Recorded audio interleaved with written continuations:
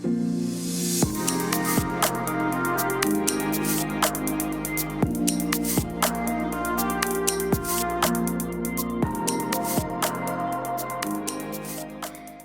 we ask the question, what's your story? I want to tell you today that your story's not over. And I want to encourage you to live your life with no regrets. Your story is not over. No regrets. Next slide. How would you finish that sentence? We spend, I think, a lot of our time asking this question. Spend a lot of our time making statements around, I should have. I should have done this, I should have done that. Or you ever have the conversations where if you could go back to a certain point in time in your life and what would you do differently? Anybody ever do that there? Anybody ever had those conversations? Anyone ever asked this question, if only? How would you finish that sentence? If only. We play this game in our heads over and over and over again, where we ask these questions, we pose these statements to ourselves. I should have, if only, if only, if only, if only. What is your story? Sometimes we can look back at our story and be filled with regrets. Frank Sinatra sang a song. Thomas? Are you going to sing the words? Not the whole song. No, we're not getting them up. No, we're not. No, we're not. Definitely not doing that. Frank Sinatra said, regrets. That's not how the music goes, but regrets.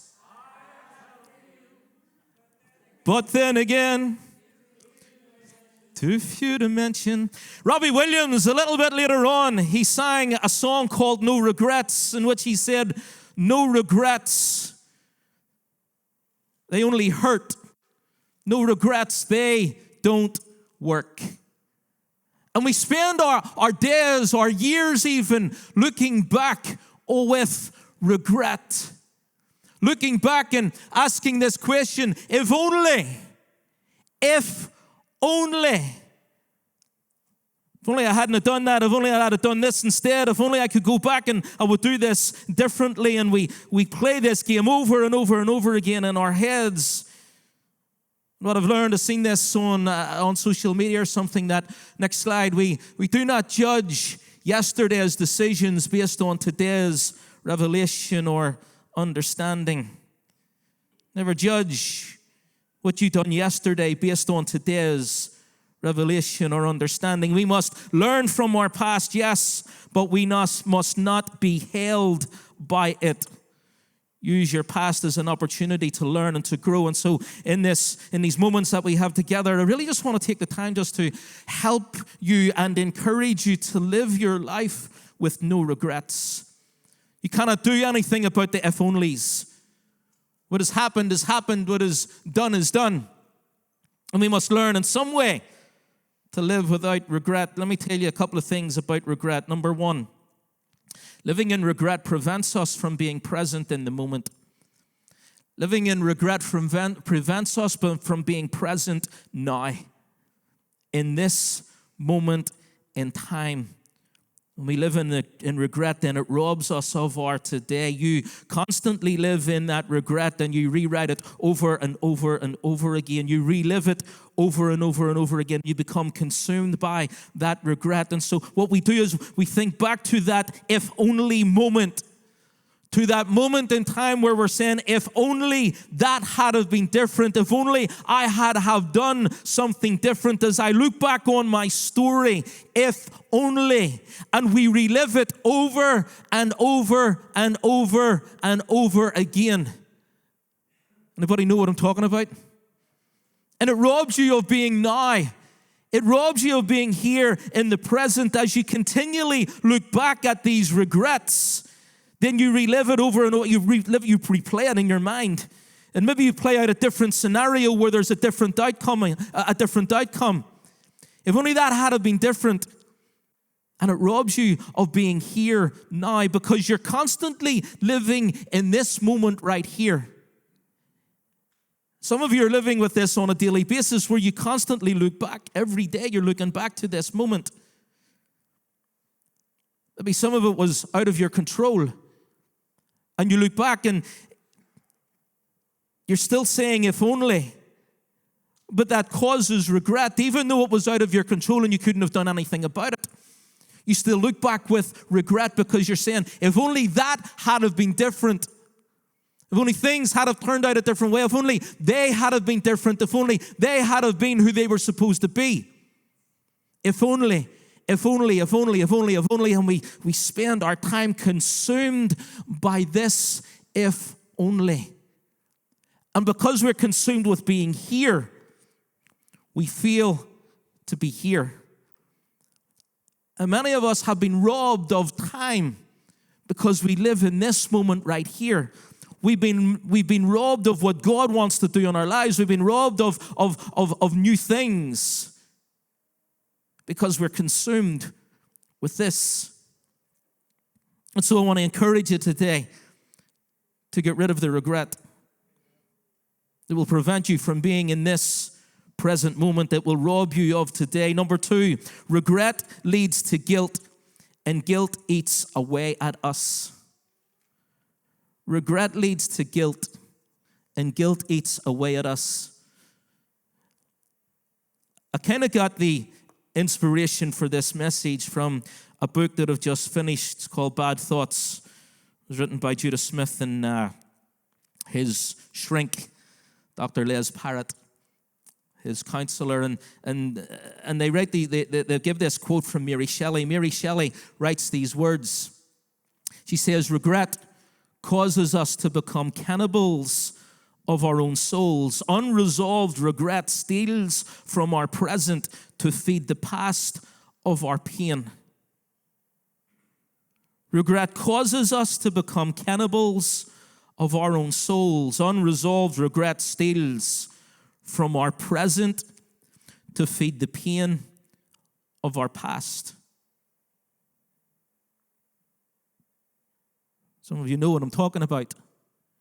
You've been living in this moment right here for years, and you've been feeding it, and it is at away at your soul. It is at away at you. It has caused this regret, has led to guilt that has been eating away at you for years. God wants to heal that today. I want to encourage you to get rid of that regret and to get rid of that guilt. Regret will open a door to guilt, and guilt will eat away at your soul. It will eat away at you, at your identity, at who you're supposed to be, at who God has called you to be. There is 2 types of guilt. There is rational guilt, good guilt, true guilt, or there is also irrational guilt, a false guilt. Irrational guilt will say, you know what? Yeah, that was wrong, but we're going to learn from it and we're going to move on. That's what rational guilt will do. It's okay. You know what? Messed up, done wrong, but you know what? I'm not going to live in this moment. The alarm bell is ringing that this is wrong, but I'm going to step away from it. I'm going to learn from it so that I don't go back to it, so that I don't do it again. And I'm going to learn from it. I'm going to move on. Irrational guilt will cause the alarm bell to continue to ring again and again and again and again and again for absolutely no reason whatsoever. And you live in this moment right here. It's irrational. It's false. And it's time to move on from it. So regret will cause you from being in the present. It will cause guilt in your life, and it will cause that guilt to eat away at you. It will continue to ring and ring and ring, and you continue to condemn yourself. And it's time to forgive yourself.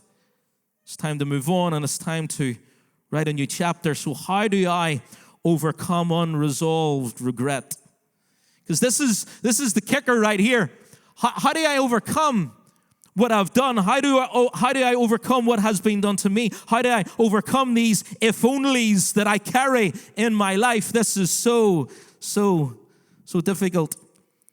One of the things that I learned in this book, and I think what I would maybe love to do, I would love everybody to get this book, and we would do like get into tables and just have group discussions around what we have read. It's a dead easy book to read, which is why I like it so much. And it will speak so much into your life. And I would love maybe an opportunity at some point, maybe we could all get the book and then we could talk through it. I was going to read out a portion of this chapter, but what Dr. Les Para talks about is that the way our brains are wired, we are kind of task-orientated, so that whenever a task is complete, then we're able to put it in a box and we're able to put it away. We are happy with that this task has been done, that this task has been completed, and we can move on to another task. I know what way that I'm wired. There's nothing I love more than seeing something that I have done actually physically with my eyes complete right in front of me. And it can be something very simple like cutting my grass. I love whenever I cut my grass and I'll stand at my back door and I'll just look at the grass. And I'll be, yeah, grass is cut. Thomas doesn't have grass. Well, he used to have grass, but we'll not talk about that. But it's just such a simple thing that this task has been completed. I've been able to cut my grass and I look out and I just say, I've done that. I love writing a list of things that I need to do because I love nothing more than putting a line through the things that I've done. Because I feel like that's done, it's complete. But what happens whenever there is unfinished business in your life? What happens whenever there is a task that is incomplete, that you're not able to complete? What he talks about in this book is that we have unfinished business. Things that we weren't able to say goodbye to. To look at it as, you know what, that's complete, that's done. I think of people who have maybe gone too soon. You didn't get a chance to say goodbye. It is an incomplete task. If only I had have been there. If only they had have spoke to me. If only I had have known. If only I had a chance to say goodbye. If only. And we live in that pain of regret, of the pain of those if onlys. It is an incomplete task that is so difficult to put away. How do we overcome those things? One way is to replace regret with gratitude and to live a life of gratitude, to change our thoughts so that whenever we come to thinking about this, if only, that we put it away and we say, no, I'm going to worship God. I am grateful. These are the things that I am grateful for. I'm grateful for the moments that I had before this, but I am grateful to God that I have come through it, that I'm moving forward and I'm worshiping God and I'm praising God and I'm praying to Him and I'm moving forward in Him. I'm grateful for Him. I'm grateful for what He has done in my life. I'm grateful for the things that I have. And we look at the things and we change our thinking to, I am grateful, Lord. I am thankful, Lord. We need to change our way of thinking. I want to tell you that it's time to turn the page and begin to write a new chapter. Imagine if this was your story. This is your book. This is your story. This is what you have written so far. And what we do is we scroll through these pages and we look back at the if-onlys. Oh, you remember that happened? And all we do is we flick backwards over these pages and we look back and we look back with regret. If only that didn't happen. If only, and we're consumed with these if onlys. But what I want you to do is I want you to turn the page. Because there will come a point in time in your book, in your story, that there is a blank page. And it's time to write a new chapter in your book. Those if onlys need to go. You need to give yourself a bit of grace. You need to forgive yourself. You need to get rid of that irrationality. You need to move on. There are two characters, two disciples of Jesus who lived with regret. One by the name of Judas Iscariot, one by the name of Peter. You will know their stories. They both lived with regret. Judas Iscariot betrays Jesus with a kiss. This was his friend. This was one that he followed for years. And he betrays him with a kiss, and he hands him over to the authorities to be crucified. He's paid 30 pieces of silver to do it as well. And in that moment, Judas Iscariot is filled with regret. What have I done? If only I hadn't have done this. If only I had have listened to him. Why did I do this? If only I could go back then, I wouldn't do it. I was wrong. I messed up. If only I had have done better. If only. Judas Iscariot goes, and in the midst of his regret, he ends his life. Peter disowns Jesus, denies that he ever knew him again. This was his best friend. Jesus tells them he's with them, and he's able to say to Judas Iscariot, you're going to betray me. He's able to say to all of the disciples, you're going to leave me. Peter steps up and he says, listen, Jesus, I know these boys. They'll all go because I know them, but me, I'm with you. I'm not going anywhere, Jesus. I am with you. And then Jesus speaks into his life and he says, Peter, you're going to deny me. 3 times you're going to deny me. This is what's going to, not me, Jesus. We know the story of what happens and how that Peter, he's out and he's standing with the crowd as Jesus is arrested, and he's warming his hands by the fire. And people start coming to him and say, weren't you with the man that was with Jesus? You're one of his disciples, aren't you? No, not me. 3 times Peter denies knowing Jesus. And then he realizes what's happened. He realizes what he's done. And he's filled with regret and remorse. And he runs away. I thought, why did I do that? If only I had been strong. And I love what happens in the moments after in Peter's life. Jesus is crucified on a cross. He's put into the tomb. And on the 3rd day, some of the women, they go to the tomb. And in Mark chapter 16, there's an angel that's there that's speaking to the women, and he tells the women, he's alive. And then he gives them these instructions. He gives the ladies these instructions. Go back to the disciples and Peter.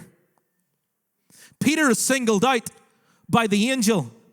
Go back to the disciples and Peter. Tell them Jesus is alive. He will meet them in Galilee. Make sure you tell Peter. Because God knew this man's filled with regret over what he's done.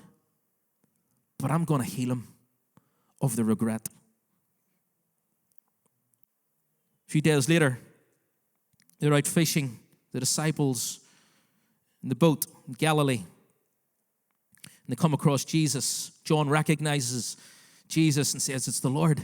Peter jumps out of the boat and starts to swim towards Jesus. And what we're told in those moments, Jesus has a fire going. And he says to the boys, they hadn't even caught anything. Again, this is reminiscent of the first time that he called them as they are in the boat and they couldn't find any fish. And he tells them to cast their nets down, and they catch a big miraculous catch of fish. And in this moment, it's the same thing. They've been out fishing and they don't catch anything. And he helps them and they catch the fish. And he tells them, bring some of your fish. We're going to roast it on the fire. We're going to eat. But in that moment where Peter is approaching the fire, we're told that Jesus has bread. Because the breaking of bread, as we have just done, it speaks of forgiveness. What happens in those moments is so beautiful and so precious. Because as they're gathered around a fire, Jesus breaks bread with Peter. He's saying to Peter, it's okay. We're not going to live in this moment anymore. We're not going to live in this regret. We're not going to live in this if only. We're breaking bread. And we're going to move forward. Jesus asked Peter the question, Peter, do you love me? Do you love me, Peter? Do you love me? 3 times he has asked that question. Because this is ultimately what it always comes down to. To us loving Jesus. Worship team, you can come. And there was forgiveness in that moment. There was healing in that moment. There was redemption in that moment. And there was this moment of allowing Peter to forgive himself. And then there was this moment of Jesus saying, Peter, we're going to write a new chapter. We're going to write a new chapter. And I believe in these moments, I want to tell you that your story's not over. It's time to turn the page, and you will find an empty space to continue on your story, to write a new chapter. It's time to turn the page, church. It's time to stop looking back. And it's time to write a new chapter.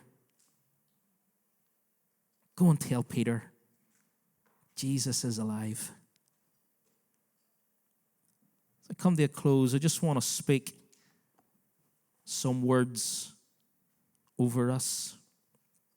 And I want to speak some words over the new chapter of our story. And I want you to believe today that your story's not over. It's time to write a new chapter. It's time to learn. It's time to move on. Philippians chapter 1. He who began a good work in you will be faithful to complete it. You see, he's very much involved in your story. Even in those moments where you didn't want him involved in your story, he was involved in your story. Even in those moments of that regret and of not allowing God in, he was there. He was always there. He was always watching over.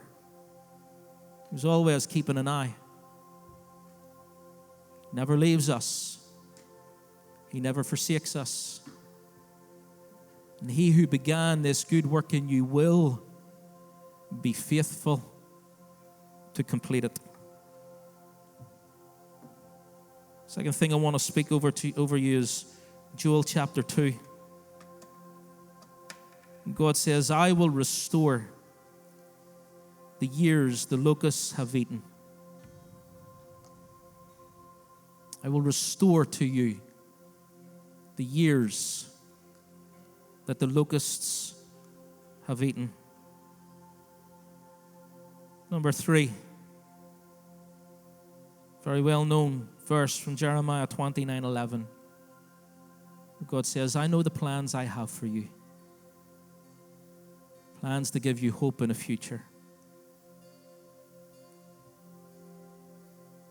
God is writing a new chapter of your story. He says we're going to take the things of the past and we're going to heal from those things. We're going to start a new chapter together. We're going to do a new thing. Isaiah chapter 43. Where God says, forget the former things. Don't dwell on the past. See, I'm doing a new thing.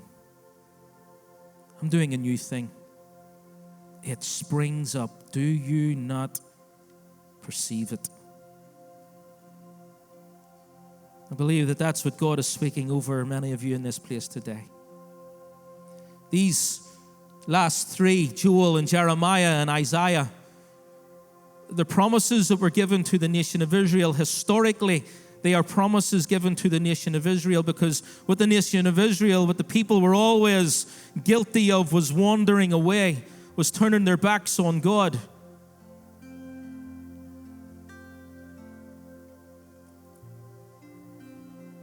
And so whenever Joel is speaking to them, he's prophesying, I'm going to restore the years that the locusts have eaten. There was something physical that happened in swarms of locusts coming in and destroying the land. And so historically, these are promises for the nation of Israel thousands of years ago. But they apply to us today. And stuff that has been eating away at you, stuff that has been taken from you, stuff that you have been robbed of, God is saying, I'm going to restore that which has been eaten away. I know the plans that I have for you. Again, historically, because they wandered, because they turned their backs on God, Jeremiah was prophesying, you're going to be in captivity for 70 years. But God was going to bring them back. I'm going to bring you back from Babylon. I'm going to bring you back from your if only, from your regret. I'm going to bring you back to me because I have plans for you. I'm going to do a new thing, Isaiah says. Historically, God was going to do a new thing in Israel, but I believe that God wants to do a new thing in us. A new thing in you, a new chapter. Your story's not over. Your story's not over. Still another chapter. So God is saying, I'm going to restore that which has been taken from you. I've still got plans for you. Watch what I do next. Watch what I do next. I'm going to do a new thing. And God says, get yourself ready. Get your heart ready. Get your soul ready for what's coming. Continue to search for me. Continue to seek me. Worship me. Pray. Seek my face. And watch what I do next. For your story's not over.